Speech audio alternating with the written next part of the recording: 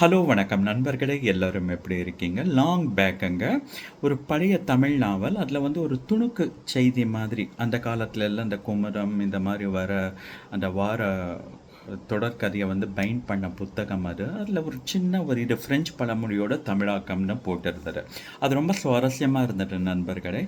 ஏமாற்றுபவனை விட ஏமாறுபவனை நடுத்தெருவில் நிக்க வைத்து சுட வேண்டும்ன்ட்டு. அது வாசிக்கிறப்போ எனக்கு கொஞ்சம் என்னமோ வேடிக்கையா இருந்தது. பட் போக போக அனுபவங்கள் பெற பெற அது எவ்வளோ உண்மை பாருங்க. ஏமாத்துறவங்களுக்கு அதுதான் ப்ரொஃபஷன். ஏமாறுறது நம்ம கையில தானே இருக்கு. அத வந்து அந்த சாய்ஸ வந்து நம்ம இக்னோர் பண்ணலாமா? இல்ல அக்செப்ட் பண்ணலாமான்ட்டு. நல்லவர்களா மட்டும் இருந்தா பத்தாது நண்பர்களே. கொஞ்சம் புத்தி கூர்மையோடவும் சில விஷயங்கள நம்ம செயல்படணும். அதுக்காக யாரும் வாழ்க்கையில ஏமாறாம இல்ல. ஆனா ஏமாற்றம் கத்துக் குடுத்தது ஒரு பாடம் இருக்கும் இல்லையா? அந்த பாடத்த பின்பற்றலாமே. Take care. Have a nice day நண்பர்களே.